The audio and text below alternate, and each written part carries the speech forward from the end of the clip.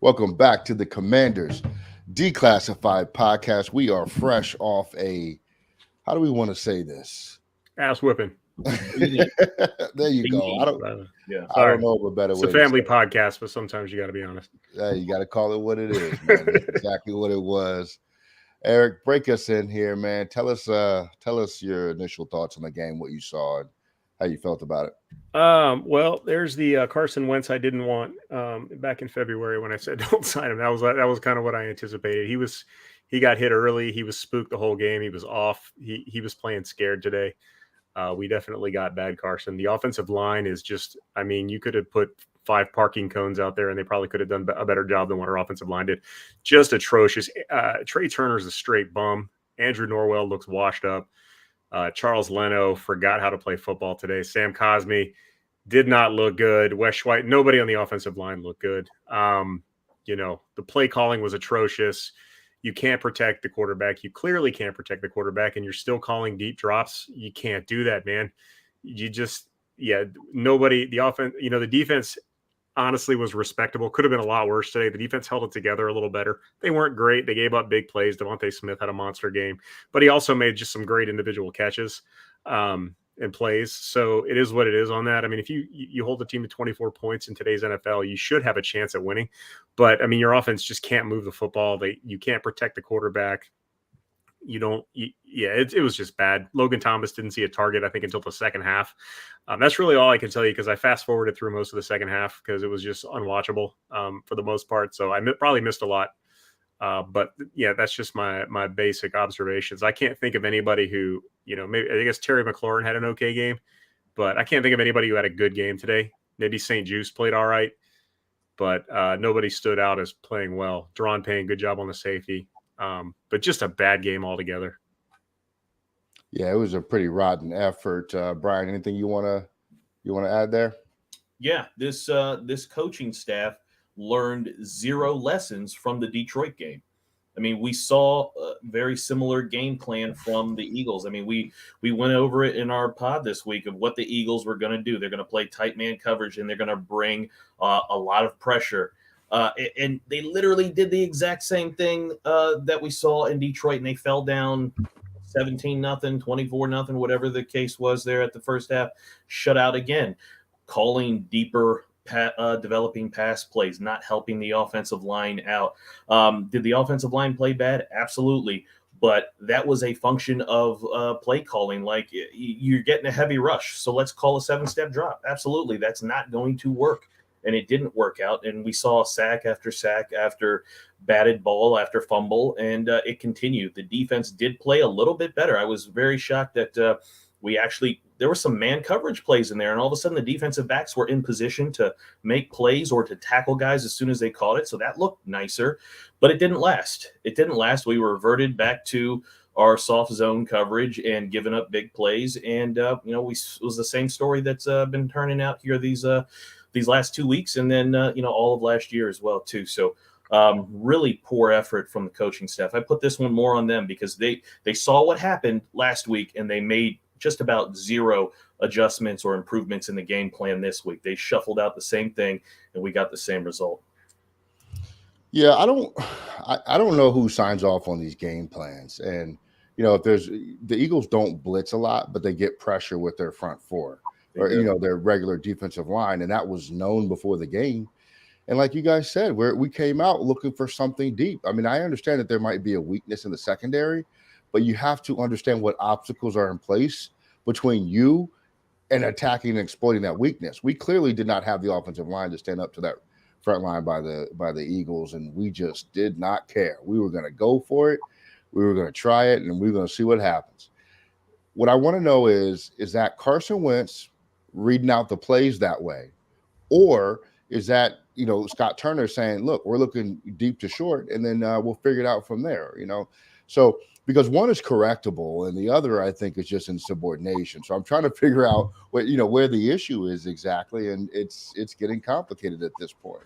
I think Wentz is doing what he's coached to do. I mean, I think the plays, Scott Turner's made no bones about the fact that he wants to push the ball down the field, and just the fact that he's taken 5 and 7 steps drops consistently. That's fair. You're coming out of the shotgun and then you're taking another 3 or 4 steps back when you're in the shotgun. I mean, you're obviously trying to get time for your receivers to get downfield.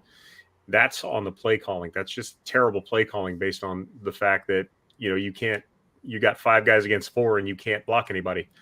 And the play calling was atrocious. The offensive line can't execute. So I know what he's trying to do on the plays, but we don't have the protection in place to make that happen. You can't protect Carson Wentz. You can't let him drop back that deep because you can't keep him upright if you do that. Our offensive line just can't hold up, especially against that defensive line. And that's a point that even on the TV broadcast, Mark Schlereth, who was doing the game, hammered over and over in the second half. He kept saying the same thing, like, why is Washington not utilizing their quick passing game from Detroit till now? And I actually tweeted out his comment because he literally said, you have to wonder why it's taken so long for Washington to adjust and use their quick passing game from Detroit till now, because we didn't start going, to that quick passing game late in the third quarter. And even then it was only a handful of plays and we went right back to, a deeper developing pass play. So, it absolutely is scheme, right? Carson's not just, getting the play and then doing his own thing. He doesn't strike me as that type of kind of outright defiant type of guy there. I think he's trying to make whatever play comes in, he's trying to make it work regardless of how crazy it may seem. Yeah, I mean, Eric's right. When you're putting 7-step drops in there, it's usually an indication of a deeper route coming together. So it is the offense. And Kaylon Meekin says drops today were an issue as well. Yes, they were. But I don't think it would have been enough to overcome everything else that we saw on the field. But you're absolutely correct. That has to be corrected, and we can't have that going forward. Eric, most disappointing thing for you today? The offensive line. It was god awful. It was just a sieve the entire day. There was especially in the first half, there was just no resistance to what Philly wanted to do. And you can't execute the offense if you can't block anybody. And it was consistently 4 guys getting through. Philly's blitzing, they didn't have a lot of success on the blitz from, not rewatching the game yet, obviously, but I don't recall them really getting a lot of pressure off their blitzes. It was pretty much just a 4-man rush that our 5 offensive linemen weren't able to handle. So that's extremely disappointing because I don't see that getting any better, because that's the group that we're going to be rolling out for the next, foreseeable future. And with Dallas on the horizon next week, I don't think it's going to get any better. So they need to figure out something with the play calling to help out that offensive line. Yeah, for sure. Brian, give me your most disappointing thing about the game. There were no lessons learned from last week. I mean, we did the same things and we didn't learn from it. This coaching staff has shown us that they either are slow to adjust, they're slow to adapt, they're slow to learn. Like, the opposing teams keep doing the same things to us. They keep throwing deep. They keep bringing pressure against us. And we offer very little in terms of, a reply to that, other than to say, well, the other team gets paid too, or, the other team plays hard too. No. That's a bare minimum of things that need to happen. We've got to be able to come up with a game plan that actually attacks the weaknesses of a defense or an offense and do it that way, as opposed to what we're doing right now, which is just, hey, we're going to run our defense, we're going to run our offense how we want to, and then from there, we see what's been happening. We get no kind of results from that. So that's kind of been the biggest disappointment to see, has been just the lack of response, the lack of creativity in these game plans. Yeah, I think for me, it's the fact that, like, there's just such a lack of planning. Like, William Jackson III was out today, and then we started a no-name corner that we claimed off waivers. But we've had guys in the locker room since training camp, right? We had, Danny Johnson was out there. Maybe not on. Is he on the roster? I don't know. But the point is, we cut him, and now we're starting a guy like what's his name? Goosehead. Wild Goose. Yeah, Wild Goose. Wild Goose. And it may have been Wild Turkey. I mean, he might have been sipping it the way he was covering. He was just getting torched left and right. It's that kind of roster decisioning that we see over and over and over and over again. It's getting old. The Trey Turners, the Andrew Norwells. I mean, Tim Settle not being here, just guys that were decent. Maybe they weren't great, but they were decent, and they kept us, from having to start guys like Gooseneck. Goosehead. What is his name? Goose Chase. Whatever that dude's name is. Wild Goose. Wild Goose. Yeah. I just can't believe that we're in that situation again. And honestly, what I feel like today, and it may not be the way I feel tomorrow, and it may not be the way I feel next week, but I feel like this is the same exact team we've seen every year of Ron Rivera's tenure. It's not good. It can't beat good teams. And I'm already preparing myself for that late season little run we get to get us to 7 wins. Just good enough to make you feel like, well, maybe next year will be our year. This is tough to take. And I don't want to project that far out because it's week 3, right? But we just got demolished, and no point of this felt good at any moment to me. It didn't feel like a competitive ball game from the beginning. I mean, the first few drives, okay, but then the offense looked so bad. I mean, Carson Wentz was getting sacked left and right, and some of those were on him, excuse me, absolutely. But there was just no part of this game I walked away saying, hey, you know what? We won that part of the game. Last week, it was the second half against the Lions, right? We won that 27-22. This week, we just got our doors blown off every single quarter of the game. Every single quarter. 6RR Chris says, start the game playing man, successful. Next few drives, zone, torched. Recipe. That's what they do. This is their recipe, and they're going to stick to it regardless if there's success or not. I don't understand what is going on, but it is not good, and it's really starting to get on my nerves. Eric, let's talk about the quarterback today. We talked a lot about Wentz beyond the sacks. How'd you feel about his decision making? He was flustered the whole game. He was, even when he wasn't pressured, he was feeling pressured. He ducked it. He would tuck it and run probably before he needed to. He was hesitant to let the ball go at times. It was just a bad game. And, Philly was in his head very early. And, he didn't have the help around him today, but he was not good. Philly made him look like they made Kirk Cousins look last week. He was not good today at all. I can't really, he made a couple of halfway decent passes later in the second half. That first deep ball he threw, I think it was to Jahan Dotson, was just the worst thing I've ever seen. It's like 5 yards out of bounds. Yeah. He had a nice ball to Terry McLaurin down the sideline, but really even the passes he completed were not good. Receivers were reaching for his passes all day.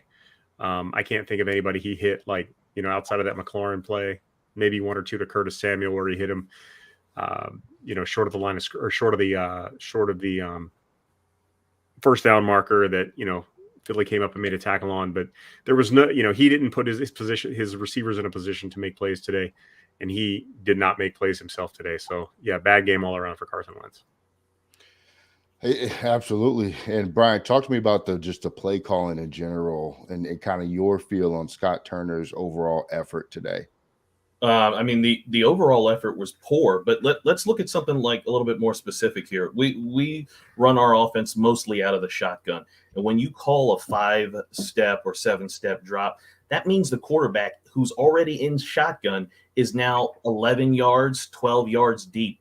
When a pass rusher rushes up the field and they're kind of bending that corner, guess where they're going to meet when that quarterback is now dropping and they're 11, 12 yards deep already? They're going to meet right there. So the quarterback's not going to have a lot of time to get the ball out. So from that standpoint, from that kind of schematic standpoint, that's just not good. And to put your offensive line into that type of situation where they've now got to, kind of be superhuman there, it just makes no sense. And it played right into the Eagles' hands, who get a heavy rush already. So that wasn't good. We didn't really establish any type of running game up the middle. We talked about it during the week.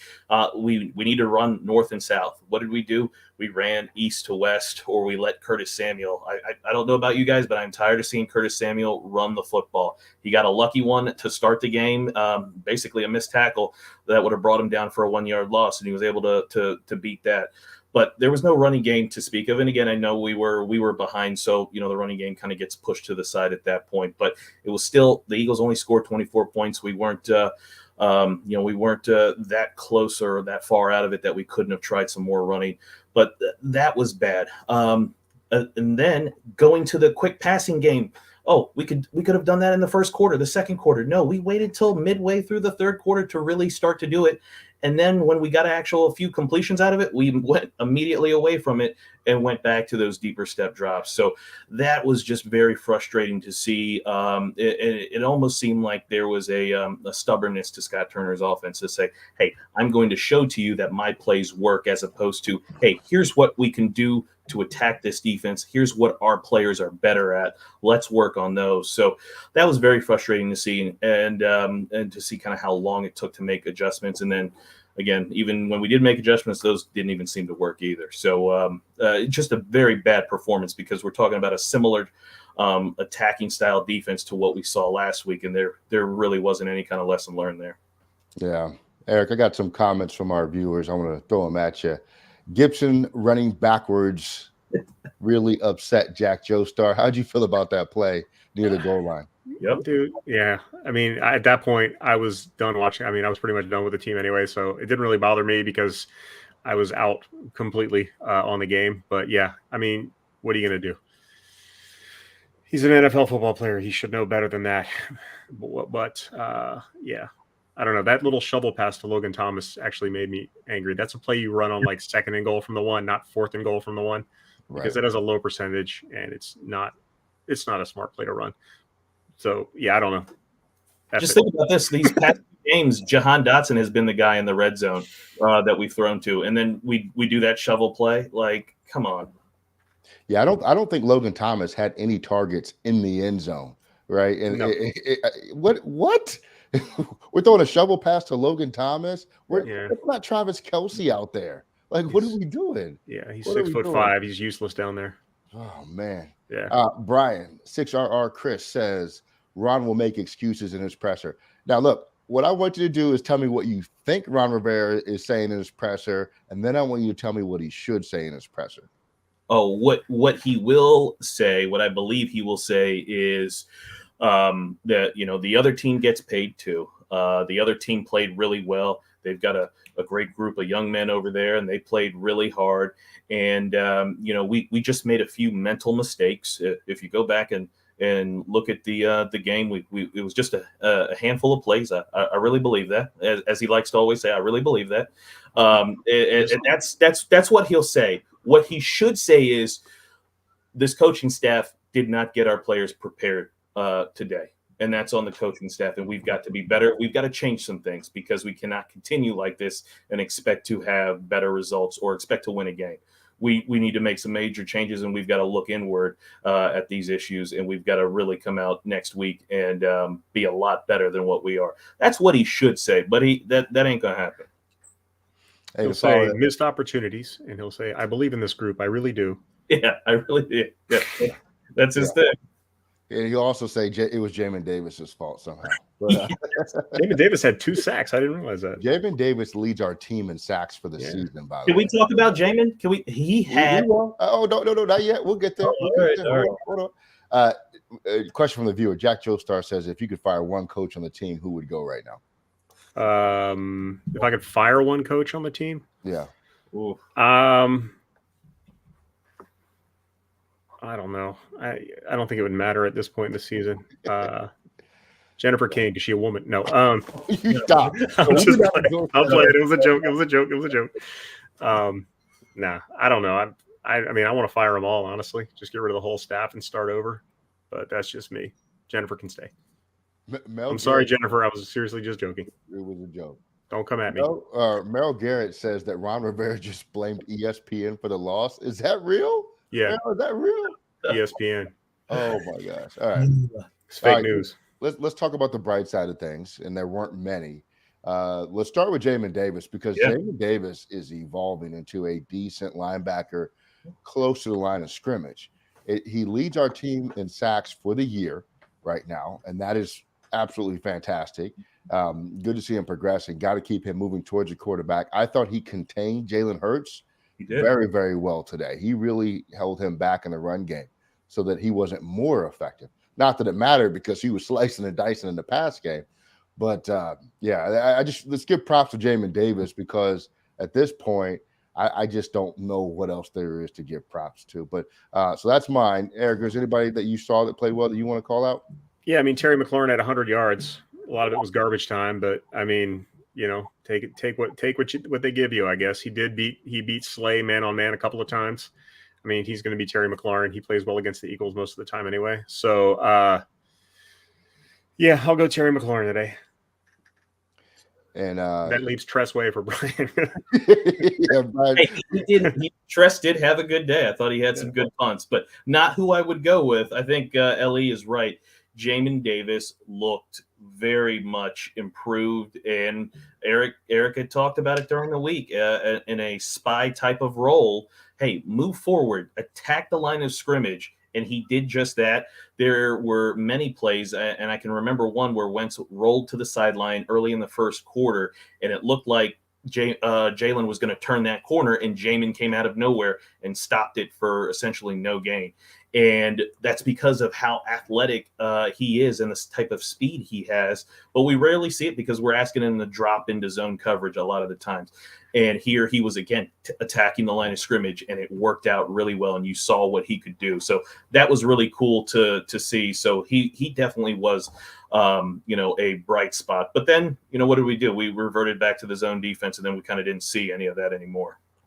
Yeah, and if you're watching and you want to drop a comment, tell us where you thought this game was lost today and why. We got a question from Jack. He says, how do you think Chase Young and B. Rob will contribute to the team? Well, I'm going to take this one real quick because Cam Curl came back. Did we see any difference on the field? I don't think so. He got torched on that touchdown run by Goddard. Yeah. Yeah. I don't think B. Rob fixes the offensive problems because a lot of the problems reside with the play calling.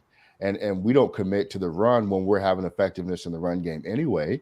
I think he'll be good. I'm not trying to say he won't. I just don't think he's going to turn it around because I think the issues are much, much bigger than that. In terms of Chase Young, I love the prospect of Chase Young, but, I don't know. I get a little concerned that we're placing too much weight on the shoulders of Chase Young to come back and be a difference maker. And I can't put that on him right now because this defense is terrible as a whole, especially in the secondary. And Chase Young's not a cornerback. So, am I optimistic about those guys coming back? Heck yes. Talent helps.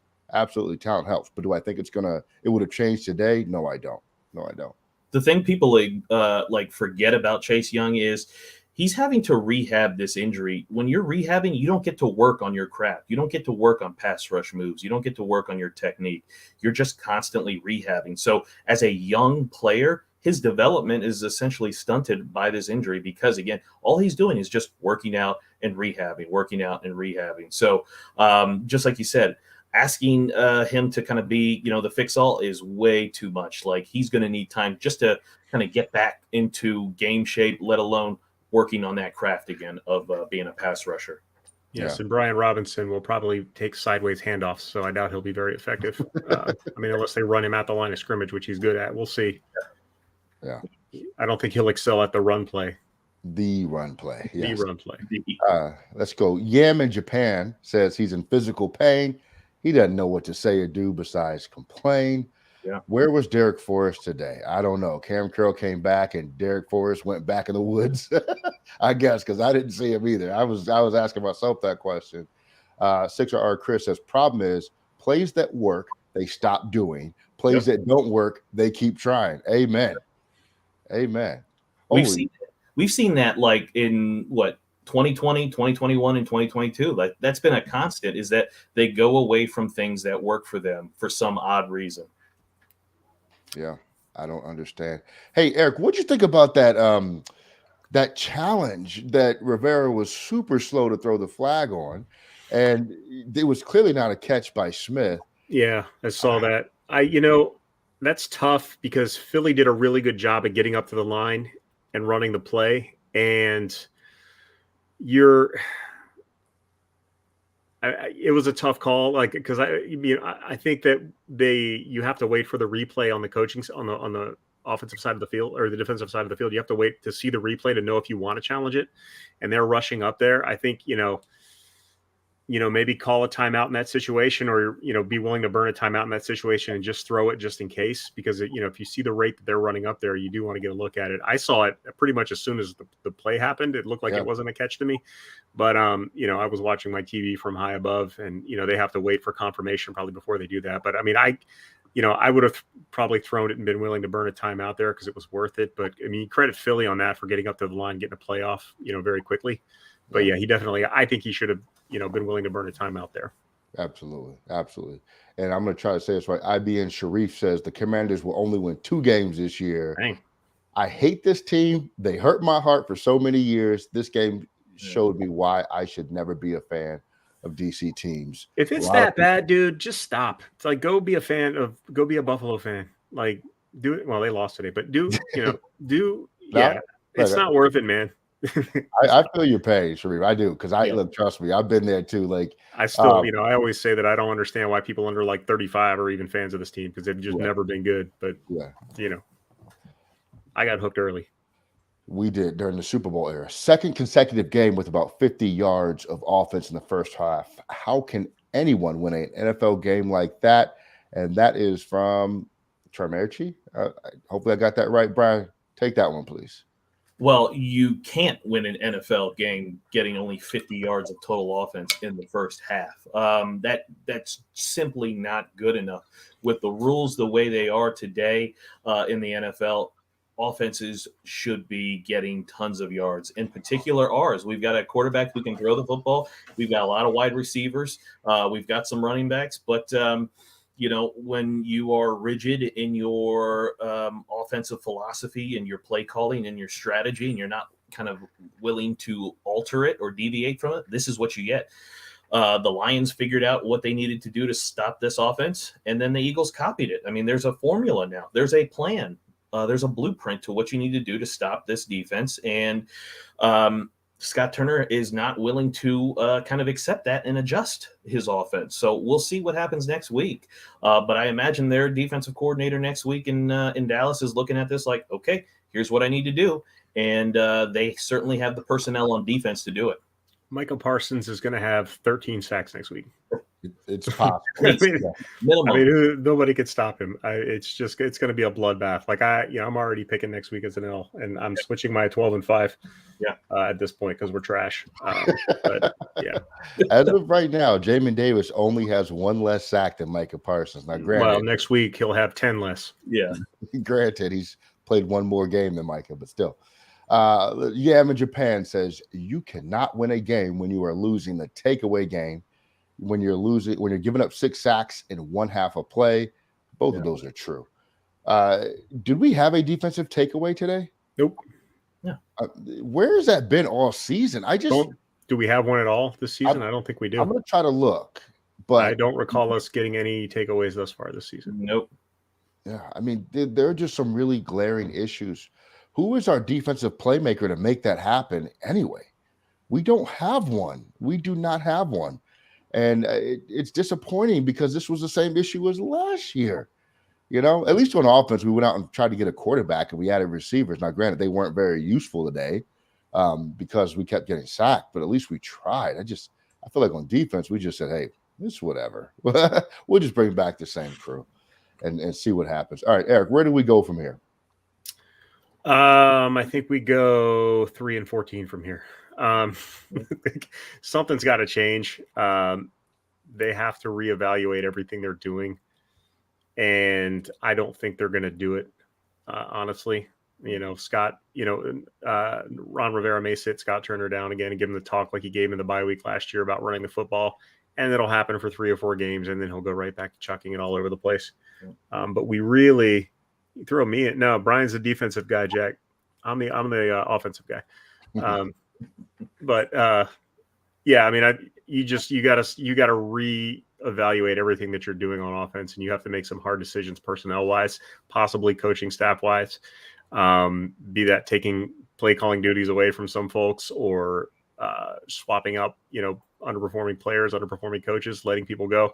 I don't know, but you got to fix something because this is going to turn into a disastrous year if we continue to just come out unprepared in the first half every week. and have these like long lulls of not being able to produce any offense. It's going to be bad. So we really need to look at what we're doing overall and tear it down, build it back up again. Yeah. You gotta, yeah. And thank you, Jason Henry. Derek Forrest does have the interception at the end of You're right. Good call. that game to seal that game. Good call. Yeah, and the coaches are stubborn. At least they appear to be. I mean, I don't know them personally, yeah, but they very much appear to be stubborn. Jack asks, how was Cole Holcomb today? Well, if you saw him standing still on that play, I think it was I can't remember who was running. Was it AJ Brown? Maybe that was embarrassing. Yeah. Oh man, it just froze him. Yeah, he looks like he has no interest in playing this year. Speaking of Cole Holcomb, to me, look, I know you look at the stat sheet and he's going to lead the team in tackles and blah, blah, blah. But when it matters, he just doesn't look interested. And I don't think of Cole Holcomb as that type of player. He's an effort guy. Yeah. And for some reason, it's just not there. Has he checked out on Jack Del Rio? Has the rest of the defense checked out on Jack Del Rio? I don't know. It's week 3. And why is this even a question? But it is, right? Because the effort that we see week in and week out. I mean, my goodness, that play when Bobby McCain was over the top on the Devontae Smith catch near the end of the half, and he caught that ball like on the 1-yard line. I mean, that was such a bad angle by McCain. There's so many flaws. Well, Rivera had that comment about Holcomb during the week, and he said that Holcomb had, he felt that Holcomb has been playing tentative these first couple of games, and he was thinking, that Holcomb was thinking that he had to do too much. And I thought to myself, Ron, like, how can you say that about Holcomb? You literally ask him to do everything because he is the only linebacker, or really the only defensive player who's played every snap last year and this year. And on top of the fact, you run with one linebacker sets most of the time anyway. So you're literally asking this guy to do everything for you.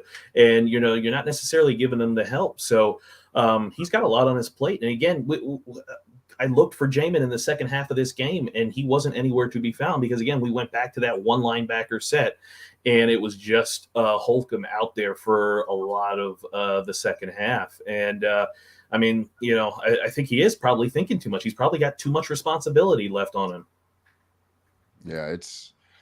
Yeah, I don't know. And this year, at least, they're playing 2 linebackers. I saw Davis on the field a lot today. Yeah. I was happy about that, if nothing else. But we gotta change something. We gotta fix something. I don't know what it is. I felt like coming into this game, the offense could struggle a little more than we've seen them struggle. I think most of us predicted relatively low scores for this game. I just didn't think that we would be that poor defensively to where Jalen Hurts could just do what he wanted to with the football. All right, so Yam in Japan says they quite literally did nothing outside of Mathis to help this defense in the offseason, and Mathis is out. So what now?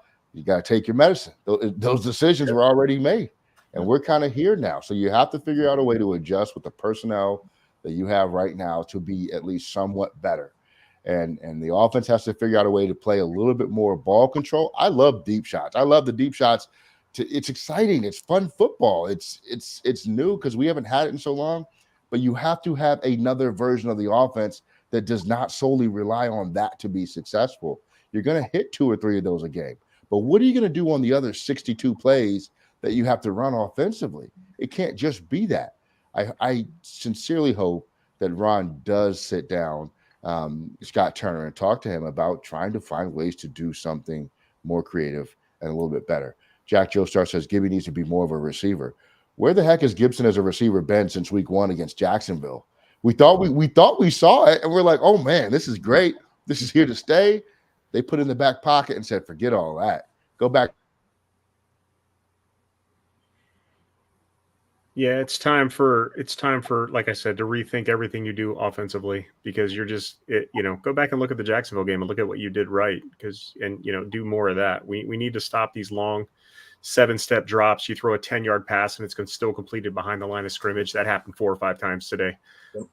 It's just terrible. And, something's got to get fixed because this is going to be a very long season. You've got Dallas coming up next and Chicago after that. So those are defenses that can get after the ball. So something's got to change. You need to fix it and figure out what it is, whatever you got to do, because what you're doing now ain't working At all. All right, Eric, final thoughts? Oh, stay away from the comment sections this week, everybody. That's all I can tell you. It's going to be bad. It's going to be ugly. Brian, final thoughts? Final thoughts. I mean, this was a rough game to watch. The lack of, just kind of, learning or lessons learned from last week. That's really shocking because when you lose, you're supposed to learn from it. You're not supposed to continue to charge forward with the, I'm going to keep doing the same things I've always been doing, and the wins will just come. That's unfortunately not necessarily how real life works. You've got to learn from your mistakes. You've got to change. You've got to adapt. And we didn't see a lot of that this week. So hopefully this loss now will stick in Rivera's head, and he'll take it to heart and say, you know what, maybe we need to change some things. They started to at the beginning of the game. It was nice to see that man coverage. It was nice to see receivers or DBs close to the receivers and actually make plays and make tackles. But they went away with it. Hey, here's an idea. Stick with things that work well for you. Don't go away from them. Use them and continue to use them till they don't work anymore. Then find something else that works. So hopefully we see something different come next week. Yeah, absolutely. Yeah, Japan says, final thoughts, hold me. IBM Sharif says his kid was crying on how bad the team played. That hurt his heart. He says, love us. Hey, man, much love, Sharif. Look, my final thought is this, and before I say it, guys, tune in 8:30 Tuesday. We'll be back live again with another podcast talking about the Dallas Cowboy game. It's officially Dallas week, by the way, too. I mean, my gosh, remember when that meant something? But anyway, as a football team, this loss is either going to be a point for us to really descend into chaos or a point for us to figure out how to get better. I hope that we have the right coaches to make this a point where we use this loss and the other losses prior to figure out how we want to improve and what we want to do differently this season. Otherwise, I'm not entirely sure how we're going to get through it. We should never show up on Sunday feeling like we're going to lose and then watch the game and be like, yeah, I knew that was going to happen, especially this poorly. And I kind of felt that way today, even though I predicted us to win. So I think we do have enough talent to play better on the roster. Our coaches just have to understand how to use that talent, how to massage the talent to get better results from them. So that we're at least competitive in games. And I mean, gosh, the late 2 points that we got on the safety from Payne and all that jazz does not change the outcome of this game for me whatsoever. So we got a lot of improvement to do. I think we can do it. Thank you all for checking us out. Go spend time with your family, friends, whatever. Feel better about the loss. What you got, Brian? The post-game report card will be out here in a few minutes. You can read about what went down in the game. That'll be on WFTDeclassified.com. I'll also tweet it out as well, too. Yep. Subscribe. Tell your friends. Stay locked in. Go buy some Manscaped stuff from manscaped.com. Use our promo code CDP11. Charlie Delta Pizza 11. I almost got that right. Let's see. Could be Commander's Declassified Podcast 11. That's exactly right. that would make a lot more sense. I love what you guys are saying. You leave the reads to me, man. Nice response to my comment. Gonna stop wasting my time with this team for a week. Don't do that. Don't do that. Don't do that. Come back. I mean, look, what else we got to do? Yard work? Come on. You may as well watch and be disappointed with the rest of us. All right, Richie. We appreciate you checking us out as well. Anyway, everyone, have a good week. Our folks listening on audio podcast, you know we love you. Keep it going. We are out of here.